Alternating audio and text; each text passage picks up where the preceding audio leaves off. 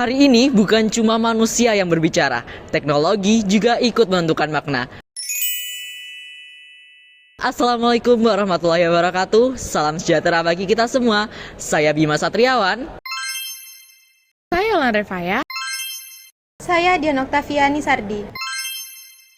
Video ini disusun berdasarkan jurnal ChatGPT, False Phenomenology and the Human Technology Reality Relation yang mengkaji bagaimana ChatGPT tidak hanya sekedar alat bantu tapi juga berperan dalam proses pembentukan makna dan realitas.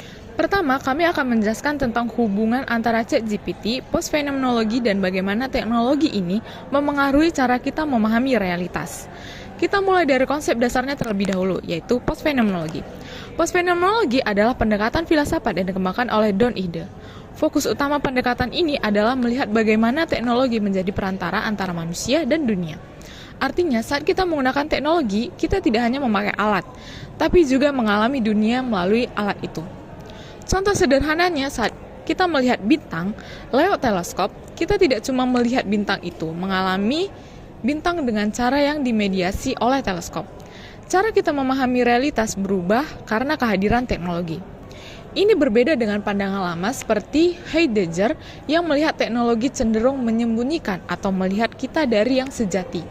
Dalam post-phenomenology, teknologi tidak dilihat negatif, tapi sebagai bagian aktif dalam pembentukan makna dan pengalaman. Nah, karena kerangka berpikir inilah yang digunakan dalam jurnal ini untuk melihat peran ChatGPT bukan sebagai alat biasa, tapi sebagai perantara makna yang kompleks. Sekarang kita masuk ke bagian yang lebih spesifik, yaitu bagaimana ChatGPT dianggap sebagai mediator hermeneutik. Secara sederhana, hermeneutika adalah cabang filsafat yang mempelajari cara manusia menafsirkan makna, entah itu dari teks, simbol, atau komunikasi antar individu. Biasanya, hanya manusia yang dianggap mampu menafsirkan secara hermeneutik.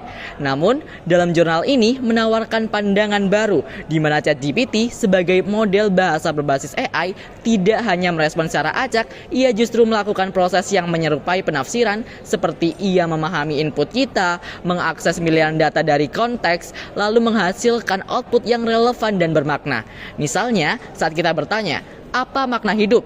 ChatGPT akan memberikan jawaban yang berlandaskan berbagai perspektif dari filsafat, agama, hingga psikologi. Jawaban itu bukan hasil logika kaku, tapi merupakan proses interpretasi berdasarkan konteks.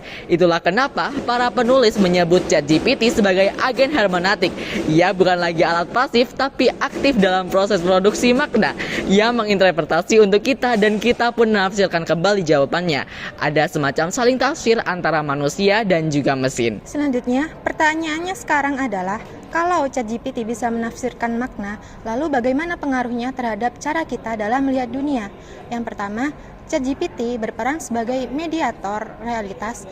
Kita semakin sering mendapatkan pemahaman bahwa kita terhadap dunia ini melalui hasil dari ChatGPT, melalui belajar sejarah, membaca puisi, bahkan membuat keputusan. Ini berarti realitas yang kita terima adalah hasil dari interpretasi teknologi. Lalu yang kedua, terjadi apa yang disebut reifikasi bahasa. Kita jadi terbiasa menganggap bahwa apa yang dikatakan oleh ChatGPT adalah representasi yang cukup dari kenyataan. Kita mulai berpikir bahwa dunia bisa dijelaskan sepenuhnya melalui teks, padahal kenyataannya lebih kompleks. Lalu yang ketiga, perlu diingat bahwa ChatGPT dilatih oleh data manusia, dan itu berarti bermuatan nilai ideologi, bias budaya, dan norma tertentu. Misalnya, jika kita bertanya sesuatu yang bernuansa moral, maka jawaban ChatGPT akan mencerminkan kumpulan norma yang dominan dalam data latihnya. Hal ini bisa memengaruhi cara kita memandang terhadap benar dan salah maupun baik dan buruk. Nah, dengan kata lain, ChatGPT bukan hanya menjawab pertanyaan, ia juga membentuk cara berpikir dan persepsi kita terhadap berbagai hal, termasuk realitas sosial, politik, bahkan identitas diri. Dari penjelasan yang kami jelaskan, kesimpulan yang kami dapat adalah ChatGPT bukanlah alat netral. Ia adalah bagian dari relasi tiga arah antara manusia, teknologi, dan realistis. Dalam pendekatan post-phenomenology, hubungan ini sangat penting, karena disinilah kita melihat bagaimana teknologi seperti ChatGPT mengintervensi cara kita memahami dunia dan diri sendiri. Karena ChatGPT dapat bertindak sebagai agen hermeneutik yang menafsirkan makna, maka penting bagi kita untuk tidak hanya menggunakannya, tapi juga memahami bagaimana cara ia bekerja dan apa dampaknya. Implikasinya, kita sebagai pengguna tidak boleh pasif. Kita perlu sadar dan kritis, terutama saat kita menjadikan hasil dari ChatGPT sebagai dasar untuk berpikir, mengambil keputusan, dan menyebarkan informasi. Dengan kesadaran ini, kita bisa tetap menggunakan teknologi secara bijak tanpa kehilangan otonomi sebagai manusia yang berpikir. Kita tidak menolak teknologi. Tapi kita mendampinginya dengan etika dan kesadaran akan realitas yang kompleks. Sekian dari kami, terima kasih.